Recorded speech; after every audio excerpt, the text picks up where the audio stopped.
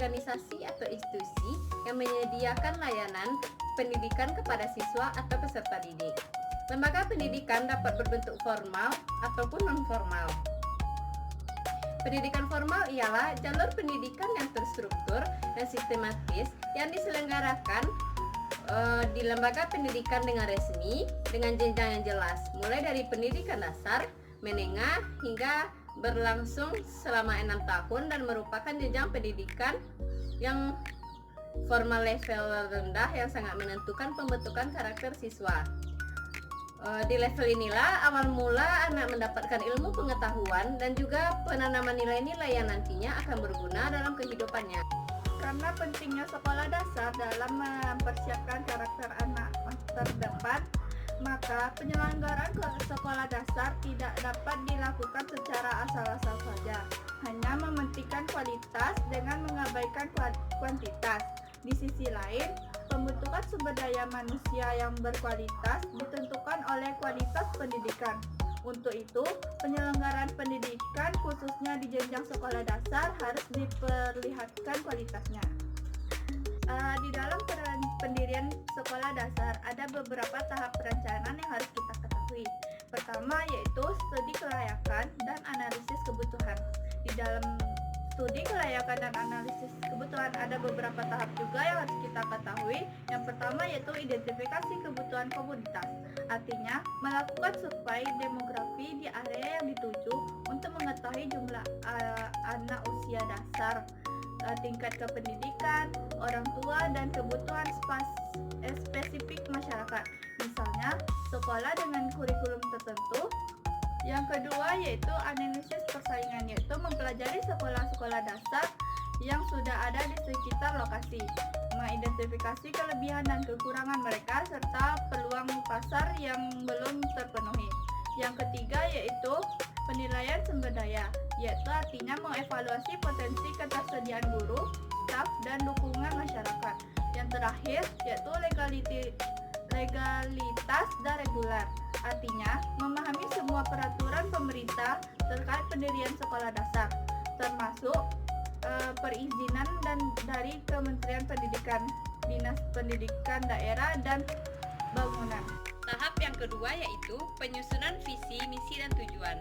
Visi yaitu tetapkan gambaran ideal sekolah di masa depan, apa yang ingin dicapai sekolah dalam jangka panjang. Misi yaitu rumusan langkah-langkah konkret untuk mencapai visi tersebut. Bagaimana sekolah akan menjalankan operasionalnya sehari-hari. Tujuan yaitu definisikan target-target spesifik, terukur, dapat dicapai, relevan, dan terikat waktu SMART guys yang akan menjadi indikator keberhasilan.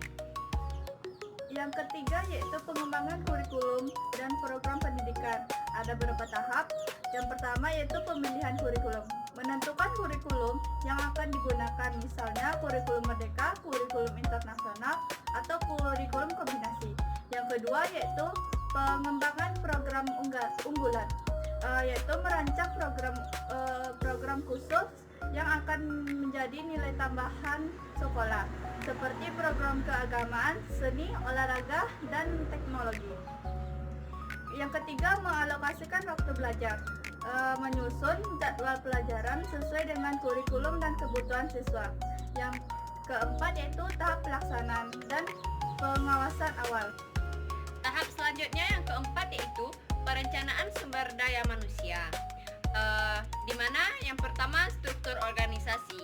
Buat bagian organisasi yang jelas termasuk posisi kepala sekolah, guru, staf, administrasi, dan staf pendukung lainnya. Yang kedua rekrutmen. Susun kriteria rekrutmen untuk setiap posisi, lakukan proses seleksi yang ketat, dan pastikan kualifikasi sesuai standar. Yang ketiga itu pengembangan profesional, yaitu rencanakan program pelatihan dan pengembangan berkelanjutan bagi guru dan staf. Yang keempat, sistem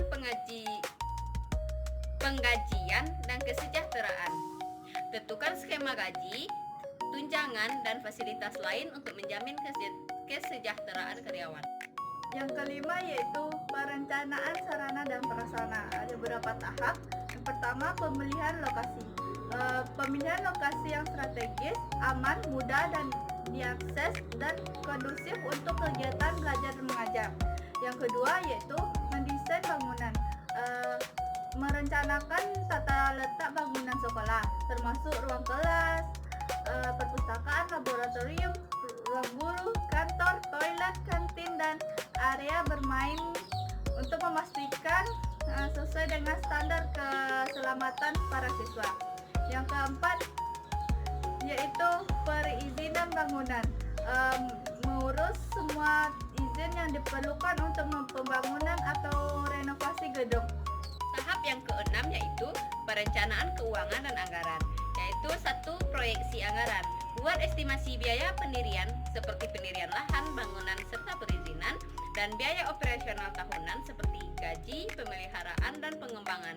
Yang kedua itu sumber pendanaan. Identifikasi sumber-sumber pendanaan seperti investasi pribadi, pinjaman bank, hibah, dan atau donasi. Yang ketiga yaitu struktur biaya sekolah. Tentukan biaya pendaftaran, SPP, dan biaya-biaya lain yang akan dibebankan kepada siswa. Yang keempat yaitu pengelolaan keuangan. Susun sistem pengelolaan keuangan yang transparan dan akuntabilis. Yang ketujuh yaitu perencanaan pemasaran dan publikasi. Ada beberapa tahap. Pertama, strategi pemasaran, yaitu merancang bagaimana sekolah akan diperkenalkan kepada masyarakat. Yang kedua yaitu materi promosi, yaitu menyiapkan brosur, situs web, media sosial, dan materi promosi lainnya. Yang ketiga yaitu acara pembukaan, yaitu dengan merencanakan acara peresmian atau open house untuk menarik minimal calon siswa dan orang tua. Yang terakhir yaitu pengawasan dan evaluasi. Tahap perencanaan yang terakhir yaitu perencanaan evaluasi dan peningkatan berkelanjutan, di mana 1. Indikator kinerja. Tetapkan Key Performance Indicator atau KPIs untuk mengukur keberhasilan sekolah dalam mencapai tujuan pendidikan dan operasional. Yang kedua, mekanisme umpan balik. Rancang sistem untuk mengumpulkan umpan balik dari siswa, orang tua, guru, serta komunitas. Yang ketiga, perbaikan berkelanjutan. Implementasikan hasil evaluasi untuk melakukan perbaikan dan pengembangan program sekolah secara terus-menerus. Itulah penampilan video kami. Jangan lupa Like, comment, share, and subscribe. bye.